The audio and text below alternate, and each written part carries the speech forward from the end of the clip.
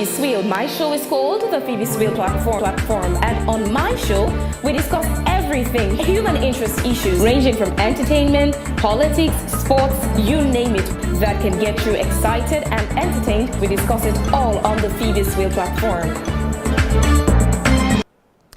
Hello there, you're watching the Phebe Swill platform. I am Phebe Swill. On my platform today, we're discussing press freedom in Sierra Leone. And to get that discussion, I have with me Mr. Theo Nicol. He is the Deputy Minister of Information and Communication. I have Joseph Tue. He's the Assistant Secretary General of the Sierra Leone Association of Journalists. And also on the platform, I have colleague journalists here who would be talking about press freedom in Sierra Leone. Let's start off with Joseph, representing SLAJ. What would you say you understand about the word press freedom?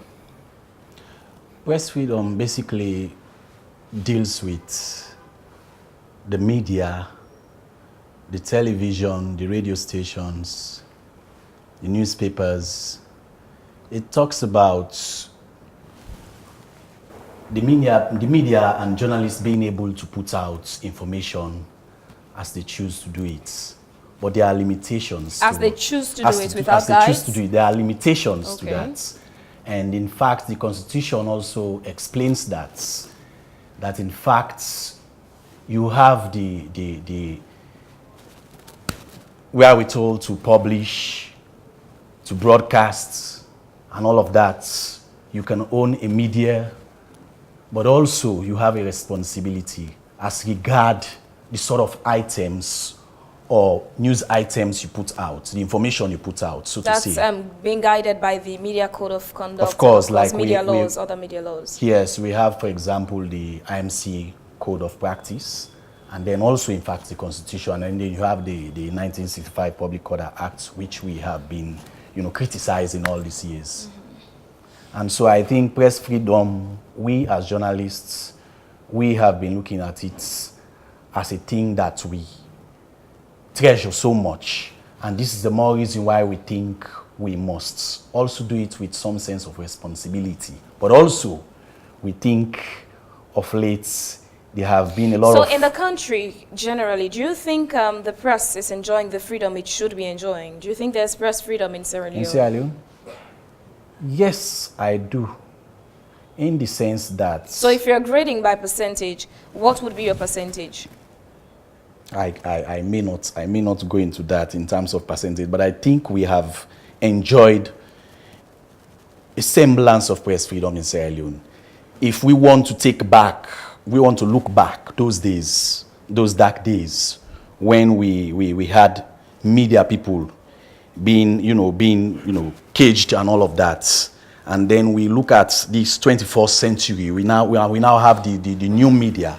We have the traditional media. We've got a lot of people in the media. We've got a lot of people, citizen journalists, professional journalists. People put out all sorts of things, and sometimes, ignoring the fact that there are limitations. There are rules and regulations. There are rules and regulations. Let me come to you, Deputy Minister. You've been a journalist yourself, right? Okay, and now you are the Deputy Minister of Information and Communication.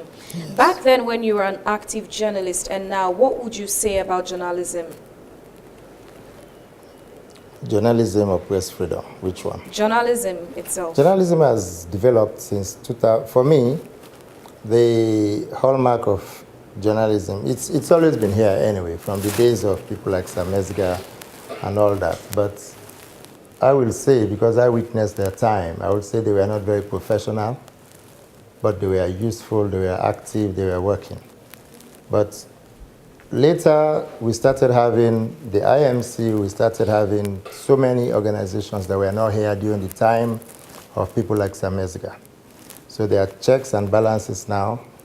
And then, of course, the media has developed, the landscape has developed tremendously for me in the last 10 years. We've had a more advanced kind of journalism. We've had a more literate, a more educated journalism group. Now we have the universities, the journal journalists. Now we have the schools of journalism around. In our day, in those days, there was nothing like that. There were no schools of journalism. So what would you say in regard to press freedom? So it was all about passion. It was all about your passion. So what would you say about press freedom back in the days and now? Well, back in the days, we did not enjoy democracy as much as we're enjoying it now. Under the days of Sheikh Stevens, to Milton Magai, to Albert Magai, to Sheikh Stevens, to the military people who came, Jackson Smith, to all those people, up to the days of the NPIC, there was nothing like serious democracy in this country. And democracy says there must be press freedom, freedom of expression. It's enshrined in the Constitution. In the 1991 Constitution, it's there. And therefore, people have more freedom now. People have more ability to express themselves without being arrested, without being, intimidated or anything. That is going on now, very, very much so. And in the last few years, we've had the new media, social media, citizens journalism, where anybody can just post anything. They don't even have to check it. They don't have to. There's no gatekeeping. And so therefore, today is a better time for journalists than at any other time in the history of our country. Because everybody is practicing what they like. Nobody arrests them. Nobody talks about anything. Speaking of nobody arrests them, we've had cases where journalists have been arrested for one thing or the other. But I'll leave you with that. Let me come over to you, Joseph. Now, in the case of some of our colleagues who have been arrested, majorly, what would you say is responsible for that? I'll give you two thoughts that people are going with now. One is that journalists are practicing reckless journalism. Another is that it's just a media clampdown by the government. I think the present situation we have to look at it from a broader perspective. You have journalists who feel perhaps they're doing the right thing by cross-checking their information, publishing facts. You have those who think perhaps they may not want to go into all of those things by way of cross-checking, getting the other side of the story and all of that. So why do you think that happens? Is it as a result of ignorance or? I don't think so. Sometimes... Do you think that the fact that most journalists in the country don't bother to study journalism, either because they don't have the opportunity or some just don't see it important, do you think that's also a contributing factor to those who don't really cross-check their facts or go by the laws? You don't need to read mass communications, for example, to be a journalist. For example, the BBC, Al Jazeera, those international media organizations, you have very good journalists. Most of them, you talk to them, you read their CV, you read political science, sociology, and all of that. For me, I think we have to look at it this way. For me, being responsible is the point. So you knowing what to do, you keeping to the rules. I know as a journalist, if I want to publish something regarding the Ebola, for example, and there are questions to a particular story, I know I've got to cross-check my facts. I just cannot sit behind the keyboard and then punch my story and then publish, when I know there are lots of loopholes as regards people's reputation, people's integrity and all of that. You've got to know that people have got an integrity and reputation to protect. And that is where professionalism comes in. And that is where balance comes in, objectivity and all of that. Because the Constitution, I mean, we all know, talks about, I think Section 11 talks about obligation of the media, checking the excesses of government. But also, we also have a role to play, the gatekeeping role, the do's and the don'ts. We've got to go through the rules. That is to say, if you have to publish a story, and then you know this story hinges on the integrity of a particular individual or government official or a citizen of this country, and you also know that you've got a reputation to protect, then you've got to go by the rule. Cross-check your facts. take time to nurture the story, especially when it comes to investigative journalism. This is where the problem is. Many a times we do not have, many a times we ignore the fact that investigative journalism takes time. It takes days, months, years. And so sometimes we've got lapses in that area. You've mentioned one key thing, investigative journalism. Most of the cases we see of colleague journalists who are found wanting, it's as a result of practicing investigative journalism. Do you think they're missing the rules? Is that why they're almost always being reprimanded? One may not want to look at it that way. I also feel that we have to have a connect between the government and the media. Once there is a disconnect, then there is a problem. Okay, speaking of a connect between the media and the government, Mr. Deputy Minister, let me come back to you. How would you best describe the relationship between the government and the media right now in Sierra Leone? Very cordial. To what extent? Very cordial. We work together. We don't have any issue. Sometimes we have some friction, but that is understandable. And we also know that the media is doing well, making sure they keep to their own side of the deal. The government is doing well, keeping to their own side of the deal. So we have a good relationship. The few people I've been talking to, it's just like I mentioned to Joseph, two groups. You have one who is thinking reckless journalism is the cause of the regular issues with media people, and another would tell you it's just the governments. That's what they do these days, clamp down on the media. What would you say? There are some reckless journalists, but the majority of journalists are not reckless.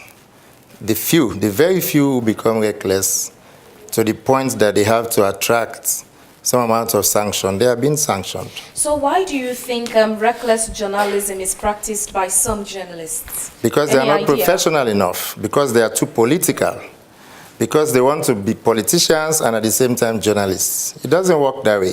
You have to make up your mind. You want to be a journalist, you have to be totally apolitical. No politics. If you involve in politics while you're a journalist, you are never going to be a good journalist. How about putting up an excuse that would say, you know, sometimes their salary rates are not too encouraging, so they find themselves doing things out of the extraordinary to make ends meet? Yes. Well, that's unprofessional. If the salary is not enough, go and look for a better job. Go somewhere else. Go and work anywhere else. Go and work in the banks. Nobody forces you to be a journalist. If you think you are earning 200,000 or 500,000, as some journalists do earn, or 1 million or 2 million, and you think it's not enough for you, you don't have to be a journalist. It's not by force it's by choice. To be a journalist has to be by choice, which means you do not work for the salary. You work for your country, you work because that's your passion, that's your interest, that's your love. So the moment you bring in money into it, you want a lot of money, but at the same time you want to be a journalist, you can have money by being a journalist through several very clean, very discreet ways. But if you want to say you want to be a corrupt journalist, you have to go and blackmail people, threaten people, they give you money and you don't publish. That is not, anybody who does that is not a good journalist. You've been a journalist yourself before and now you're a government official. What would you say, what would be your comment about the salary scale for journalists? That's the issue for Sludge. It's not really my business. Yeah, you've been a journalist. So I've been a journalist. I'll assume journalism is something you have an interest in. I've been a journalist all my life. I've practiced journalism. But I know personally that there are many ways you can make your money without being unprofessional in journalism. It's not about how they make the money. So if the salary is low, that's the business for Sludge. Not me as a government official. What do you, being that you've been a journalist and now you're a government official, what do you think about the salary rate of journalists? I don't want to go into that because that's not my role at the moment. I want you to. My role is for Sludge and for the media houses themselves to look at what should be the right thing for journalists. So being that you've been a journalist before, now a government official, you don't care what happens with journalists and journalism? No, Is that the case? I'm here in the capacity as government representative. Of course. If I was here as a member of SLAG, which I am, it would be a different situation. Which you're not in here. I am a member of SLAG, but right now I'm not. So I'm not speaking for Right SLAG. now I'm you're not a member speaking of for the journalists. government. I'm speaking for government. That's why you invited me. Exactly. To talk but about government then issues. I invited you. I And the still want to know government- what you think and the about government is salary not- rates for journalists. The government is not interested in going to Does areas it- that SLAG sorry, are Mr. Deputy supposed to Minister, do. does it mean that For you, me, Mr. listen. Minister, hold on, sorry. Does it mean that you're not satisfied with the way it's going, but you don't want to say it outrightly? For me, Is that the case? For me, if I want to talk about salary scale, I'm not talking about just journalists. I'll talk about salary Well, for the today country. it's about the press. That's what we're talking about. I'll When talk it comes about- another day, we talk about another The thing. point we'll bring is, it in. the point is that 90% or more, maybe 95% of the media in Sierra Leone is private sector. Okay, government does not own newspapers. Government does not own. SLBC is not even a government institution. It's a national broadcaster. You understand? But let us say SLBC alone is the one that government is involved with because they are under our line ministry, under our ministry, and we are their supervisors. But apart from the SLBC, every other medium in this country is privately owned. And me as a government official, it's not my business to delve into private arrangements. Because you, Phebe and Swill, if Star Radio appoints you, Star Radio employs you, you're only working because you agreed to the salary they said they offered to give to you. If Thomas Dixon works for Salone Times, it's simply because he agreed with his employers the amount of money they're going to pay him. So I don't want to delve into private salaries of private companies. Thank If you it very was much, government, Mr. I would have Deputy involved. But it's Minister. between I'll you hold and the there for employer. now. So that's what it is. So reckless journalism, your salary scale is not an excuse for it. We've heard that. And not knowing the rules is not an excuse, because if there is even nowhere you could learn, please go Google, because you learn plenty things through Google as well. It's the Phebe Swill platform, and we're discussing press freedom in Sierra Leone. Let's take a break, and during the break, we'll get to know about investigative journalism. I often get asked by colleagues, viewers, and friends, Ben, why is it that so many news outlets are biased? Can't we just get the facts minus all the spin? Well, what they're really asking me is a larger question. Do you think journalism is dead? Not at all. But what is journalism? And more so, what is investigative journalism? It seems many have forgotten what it means. I'll start by stating what investigative journalism is not. It's not about force-feeding the public stories, which are slanted, in favor of huge corporate interests and presenting them as facts. It's not about serving the interests of one political party over another. It's also not a popularity contest. Most importantly, true investigative journalism has nothing to do with talking points from the left or the right, especially when the end result is the same. As for what journalism is, let's start with the word investigative, which means specializing in uncovering and reporting hidden information. Journalism is also a grassroots endeavor, meaning by the people, for the people. And then what about an actual definition of the word journalism itself? It turns out it means the collection and editing of news for presentation through media. Notice I didn't say sensationalism or bias, I said news.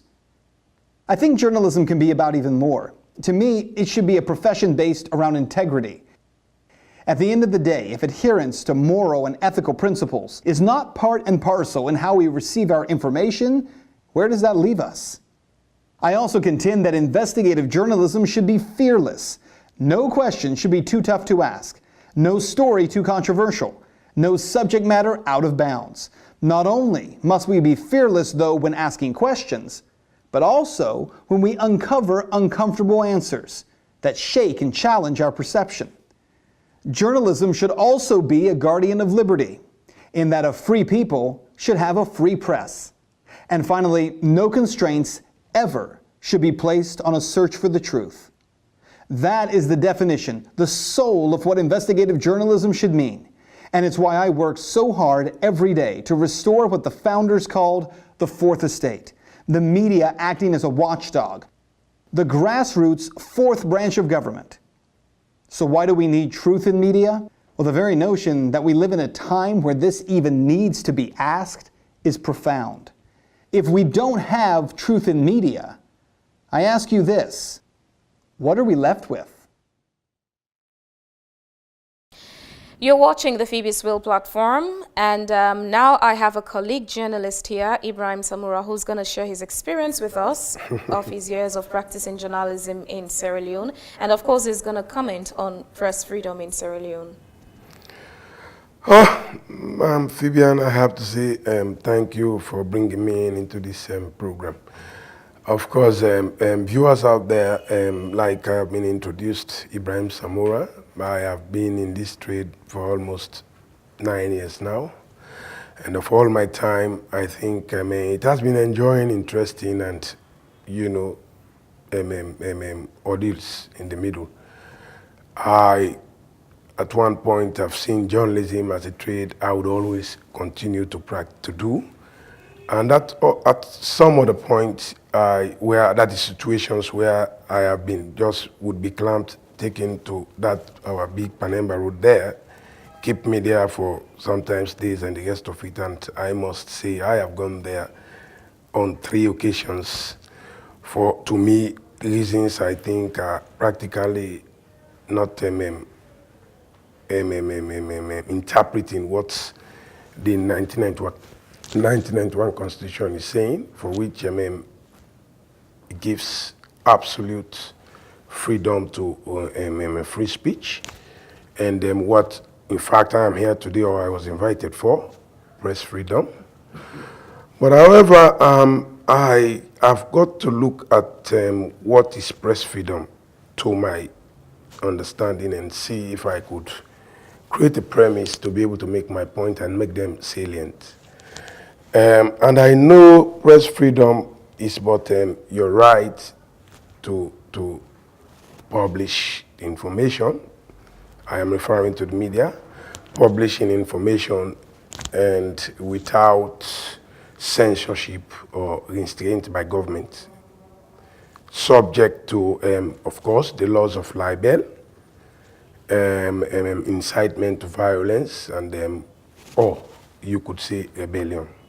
So it means, in the middle of this, we're saying, as media practitioners, if for any reason we are to see press freedom, prevalence, it's like we are giving the author, right to say the information out there to our audience.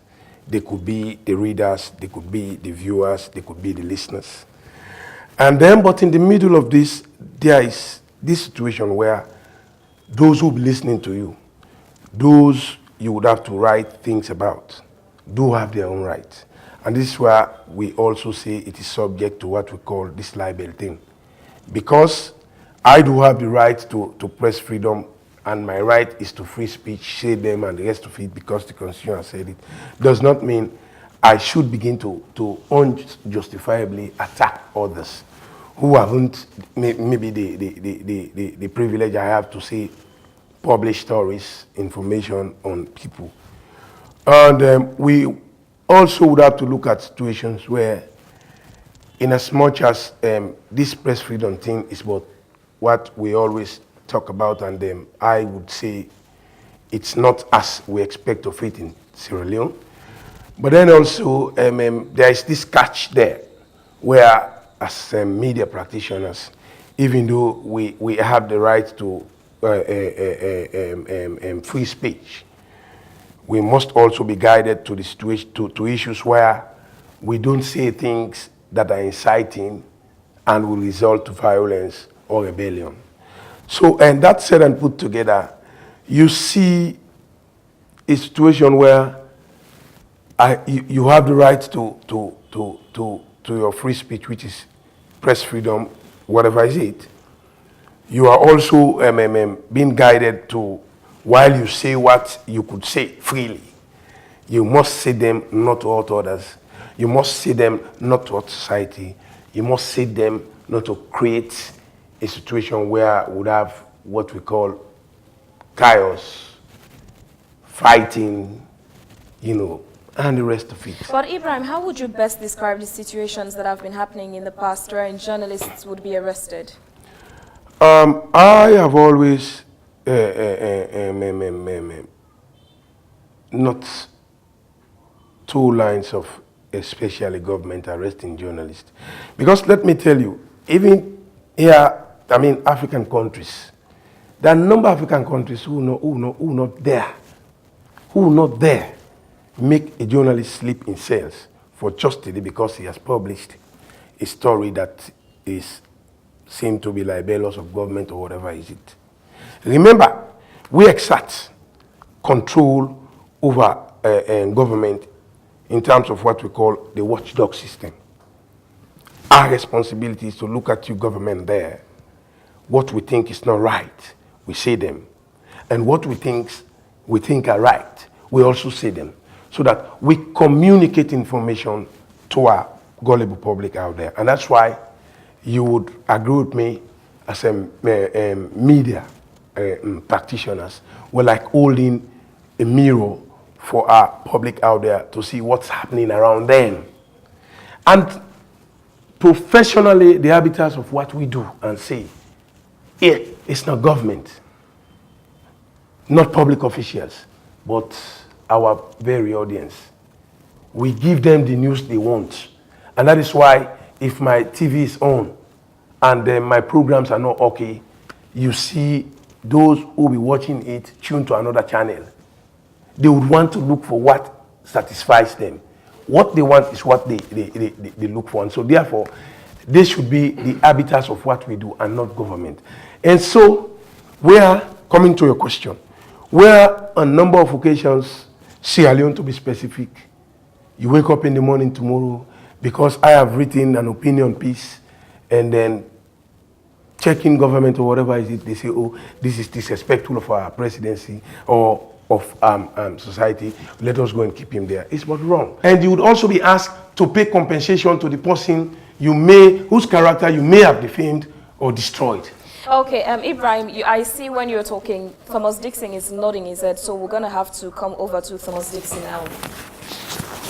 Oh yes, I think my brother here is what a man I know has something to say, and then I expect of him to say it well. Yeah, thank you very much, Phebe and Swill, for inviting me to this show and to look at press freedom in Sierra Leone. We've come a long way as a nation in terms of democracy, in terms of good governance, and we are making the strides. But one would not describe the media in Sierra Leone as being freed totally. Why? The fact that we have the criminal libel law existing in this country does not make the media free. We have countries in West Africa that you cannot even arrest a journalist for writing or talking or saying something that is critical of government. For instance, in Senegal, you don't do that. In Benin, you don't do that. In Côte d'Ivoire, you don't do that. Very recently, I had a meeting with the West African United Nations office in West Africa. And these are some of the things we spoke about, press freedom. I must say we have the democratic institutions now, like the Independent Media Commission, which by rights should be handling cases where journalists are making mistakes. Do you think these institutions are well empowered? Well, are they serving their purpose? I believe they should be serving their purpose, but of late we've had political influence in some of these institutions. But let me come to the present situation in Sierra Leone about media freedom or press freedom. We used to enjoy press freedom after the 2007 election when President Kuma was elected. And in 2012, when he was re-elected in his final and last term, President Kuma stated that the honeymoon is over. Since then, we've been seeing been seeing arrest of journalists for being critical, highly critical of this. So do you think that statement he made has to do with the press? It has to do with the press. In fact, he said that the honeymoon with the media is over. That was the exact statement. And it was for some of us, it was a sad day for us. that if a president can see that the honeymoon, could So you what imagine? do you really We've make had of that? situa- What do you understand of that, his statement? Yes, we've had, after that statement, we saw the arrest of over 18 journalists a week, myself included. And what did you do? I wrote an opinion piece questioning the powers of the special executive assistant, the CDN to the president. That was Dr. Sylvia Blyden. So what were you? And I was summoned, I was invited to the CID, and I was at the CID where, when the Minister of Information came and asked that all of us should be let go. And on that same day, over 13 other journalists were arrested for writing pieces that were critical of government, especially the president. And we've also seen situations wherein the president have used his executive authority to arrest journalists, and they've stayed behind bars for 11 days without trial. A case in point is Dr. David Tambayo. We've also seen situations wherein the IMC that should be in charge of this institute, of controlling or regulating the media, government is dictating to the IMC what they should do. We've seen a cabinet paper for the first time in the history of Africa and the world. The whole cabinet sits down a day and just discuss a particular radio program and came up with a statement against that particular radio program that it should be banned, ordering the Independent Media Commission. And that particular situation watered down that commission.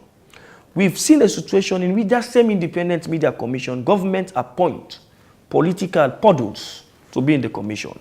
We've seen commissioners. As commissioners. We've seen commissioners that have been parading the street with more time shared. We've seen commissioners that have been parading the street with APC polo. We've seen commissioners that have been parading the streets in rallies in the United States of America. And when these commissioners were appointed, the Sierra Leone Association of Journalists questioned the appointment of these commissioners. But they were not listened to.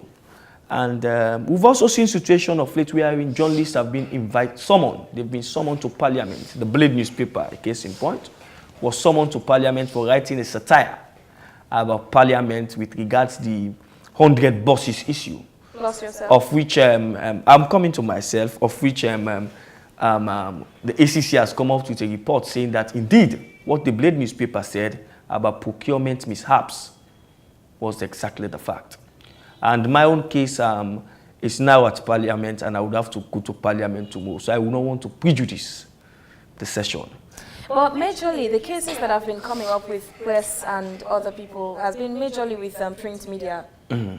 Do you think it's because the print is not practicing professional journalism? I think it's because the print media in Sierra Leone is the medium that is involved in investigative journalism and unearthing critical things.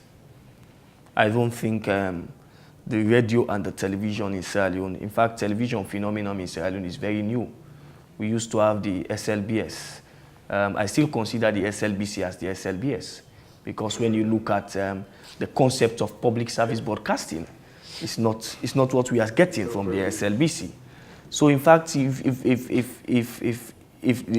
by right they should embark on investigative issues, but they are not doing it. But if you look at the print media has improved rapidly in Sierra Leone. So you should know that journalism in West Africa started in Sierra Leone, and it was started with the print media. You have the likes of Sir Samuel Lewis, Charles Bannerman, who transported journalism from Sierra Leone to Nigeria to Ghana and other parts of the world.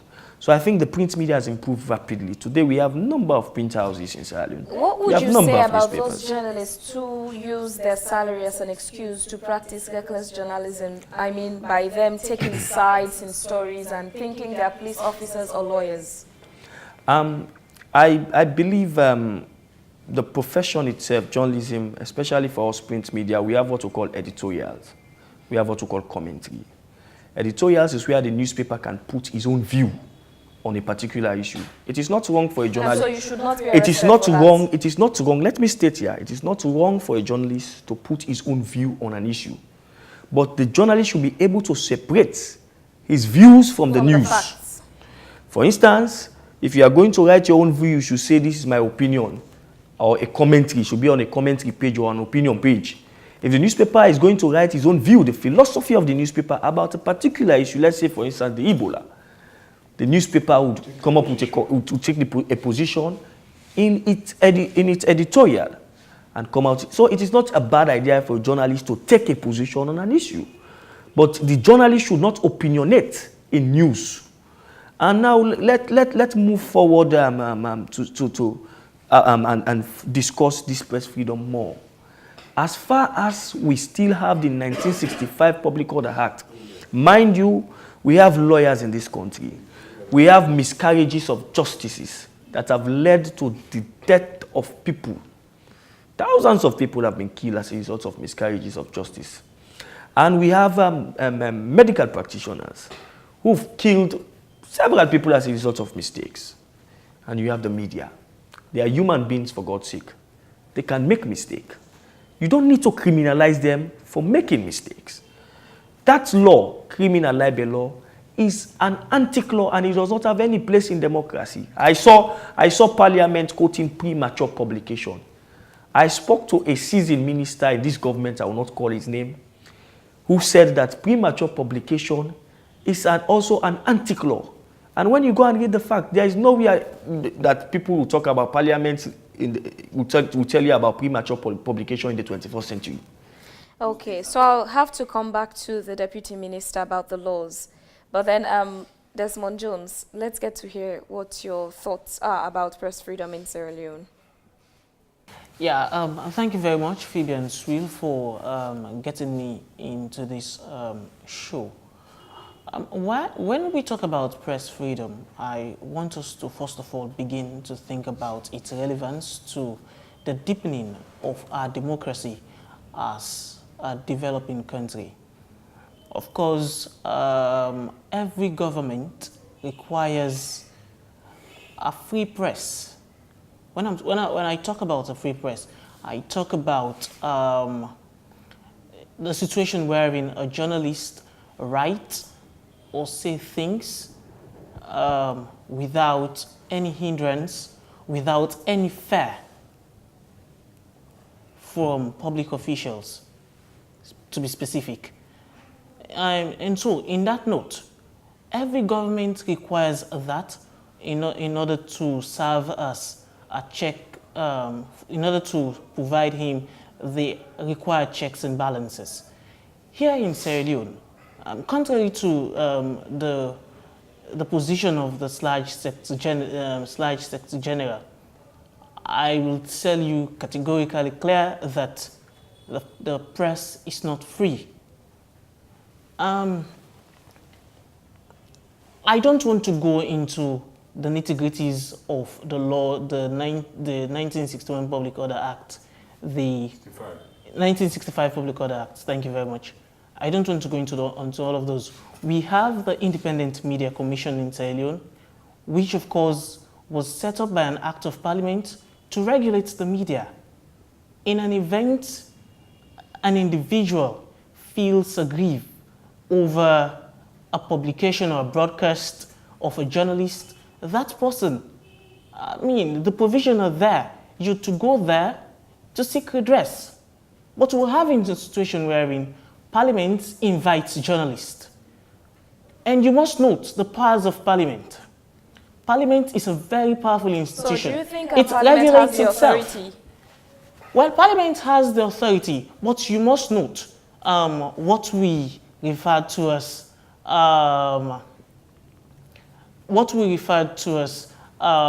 sultanism, modern day sultanism, wherein our leaders use the laws to get people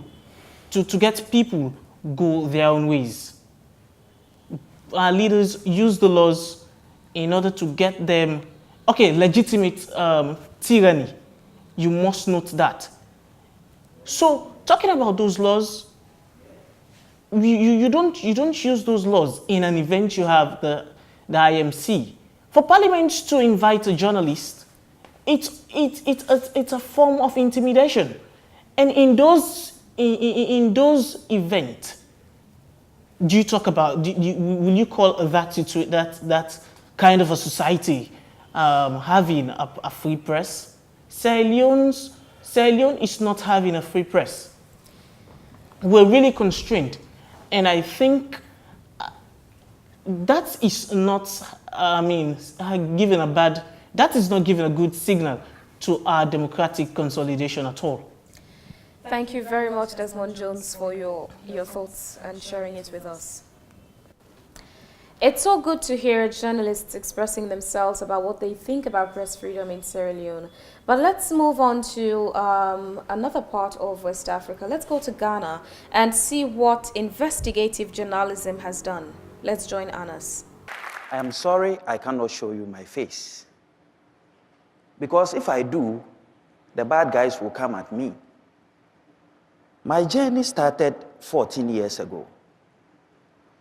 I was a young reporter. I had just come out of college. Then I got a scoop. The scoop was quite a very simple story. Police officers were taking bribes from hawkers who were hawking on the streets. As a young reporter, I thought that I should do it in a different way so that it has a maximum impact, since everybody knew that was happening, and yet there was nothing that was keeping it out of the system. So I decided to go there and act as a seller. As part of selling, I was able to document the hardcore evidence. The impact was great. It was fantastic. This is what many call immersion journalism or undercover journalism. I am an undercover journalist. My journalism is hinged on 3 basic principles: naming, shaming, and jailing. Journalism is about results. It's about affecting your community or your society in the most progressive way. I have worked on this for over 14 years, and I can tell you the results are very good. One story that comes to mind in my undercover pieces is Spirit Child. It was about children who were born with deformities, and the parent felt that once they were born with those deformities, they were not good enough to live in the society, so they were given some concoction to take, and as a result, they died. So I built a prosthetic baby, and I went into the village, pretended as though this baby had been born with a deformity, and here was the guys who do the killing. They got themselves ready. In a bid to kill, I got the police on a standby, and they came that fateful morning to come and kill the child. I recall how they were seriously boiling the concoction. They put it on fire, it was boiling hot, getting ready to give to the kids. Whilst this was going on, I had alerted the police, they were on the standby. And just as the concoction was ready and they were about to give it to the kids, I phoned the police, and fortunately, they came and busted them. As I speak now, they are before the courts. Don't forget the key principles: naming, shaming, and jailing.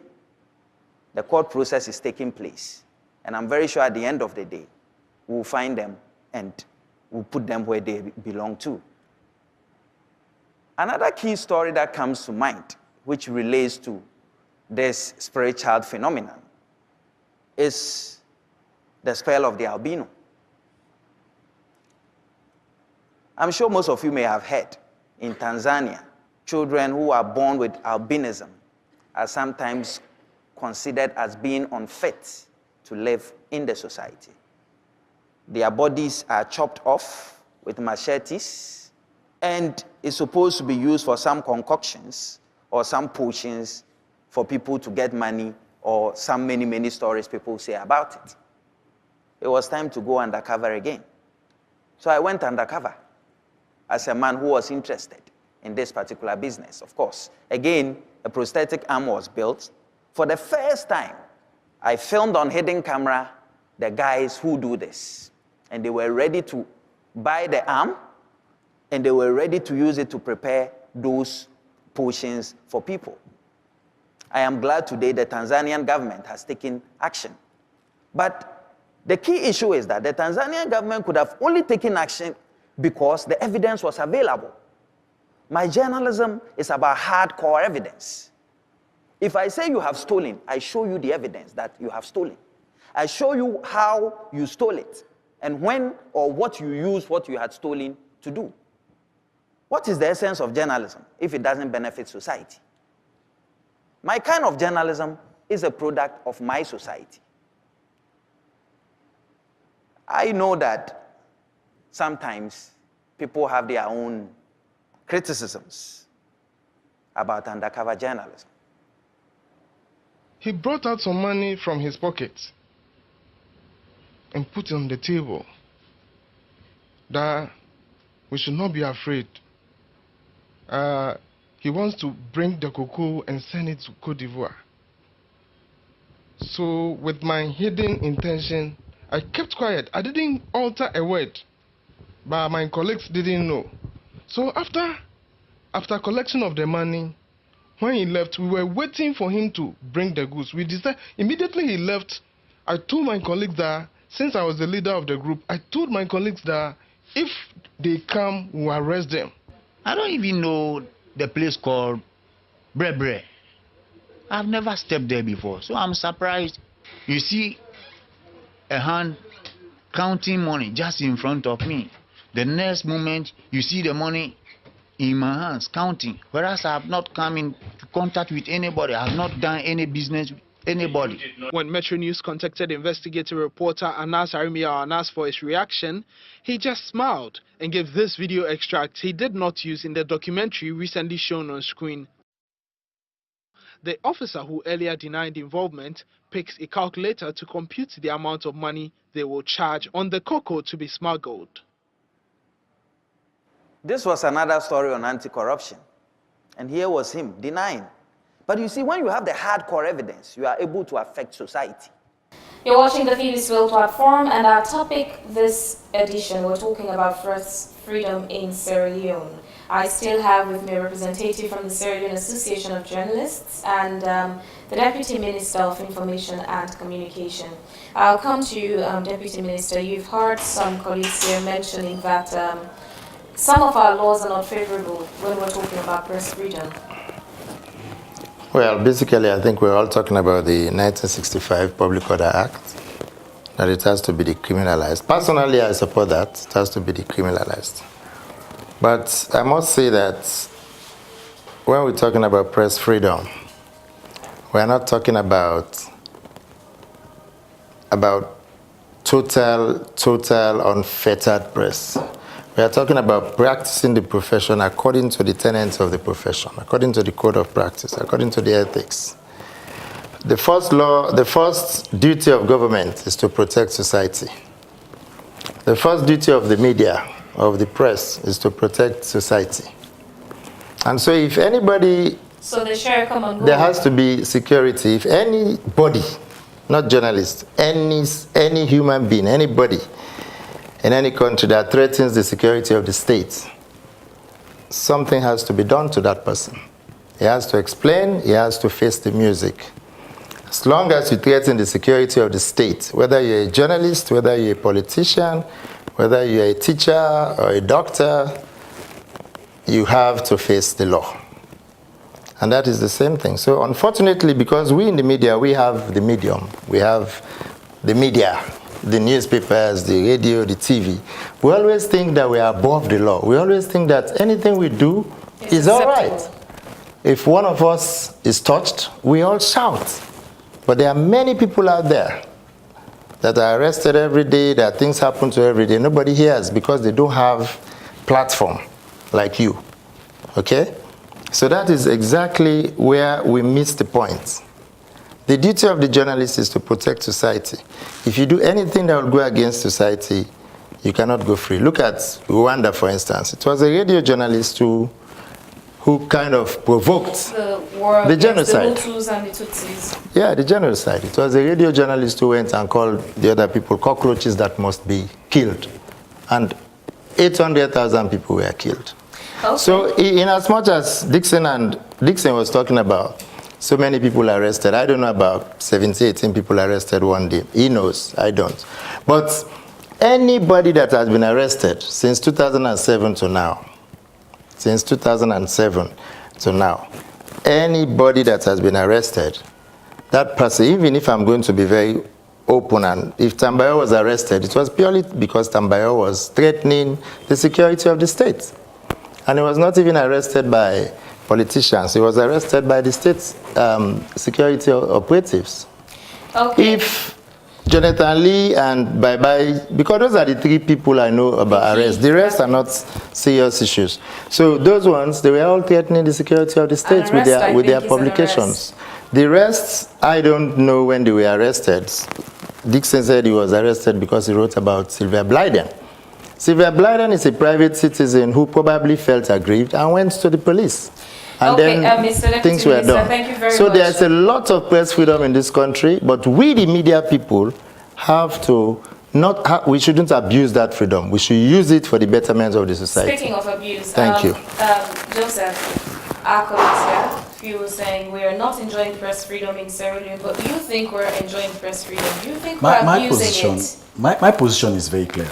I said there has been some semblance of press freedom in this country. If we want to compare back those dark days. Joseph, do you think some journalists are abusing or misusing the freedom of expression? Do you think they're abusing or misusing freedom of expression? I may not want to use that word. The point is, I think we've got to move on along the path of keeping to the rules. And I think we've got to brace up to more training. Do you ever see a point in Sierra Leone when a journalist would do as good as Anas did in Ghana? It's difficult to see. But I think we're moving along that path. The media has developed a lot in terms of content, in terms of the corp of journalists we see now. I listen to my younger brother. He is very lucky now. When we practice those dark days, I mean maybe during the NPIC days or during the wars, they never felt it. We saw it all. So I am still pinpointing that there has been some semblance of press freedom compared to those dark days. You have your right to your opinion, Joseph. But the point is this, all of those issues or cases mentioned by my two colleagues, they were very serious. Like the case of Dr. Blyden. Those issues are very serious. Our challenges with the laws, many of the laws, or perhaps let's say the criminal libel law, is too archaic. But the lawyers will tell you that a law, whether it's old or cool, is still a law. And this is the more reason why we as an association large, we are calling on the government, and we've been calling on the government to ensure that the laws are changed. So now you have an opportunity, the Constitutional Review Committee. Have you made use of that? We have, of course. We have made our presentations, and I think one of the issues has to do with that aspect of the 1965 Public Order Acts. But also, let's talk about the reckless journalism and all of that.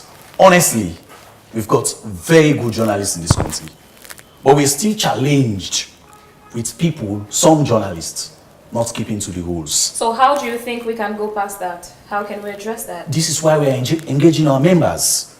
We talk to them.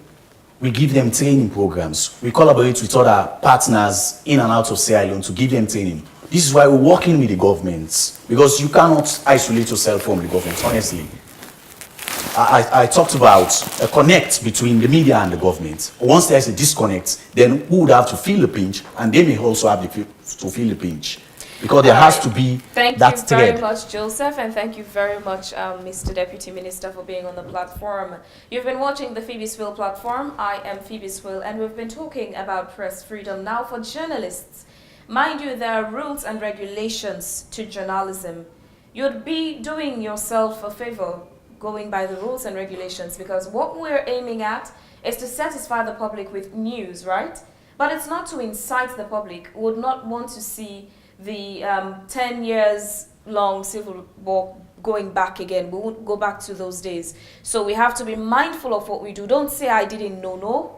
You can always take time off. Don't just rush to say I was the first to publish or bring out that story.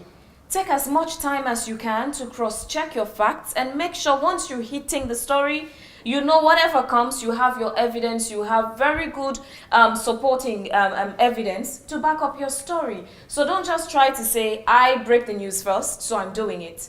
And don't try to incite people because, mind you, if anything negative, any major form of violence should happen in the country, we're all going to suffer for it. Our businesses would be closed, some houses would be burnt down like it happened before. So I'm pretty much sure that's not our target. Don't say my salary is not good enough. It's a choice we all made. If the salary is not good enough for you, take an exit. Go to something else that would pay you much more. Some people chose to be lawyers, others chose to be doctors. If we're choosing to be journalists, let's act like professionals and act like journalists, not like lawyers or as politicians or as police officers. I've said my piece. I am Phebe Swill. Thank you for watching my show.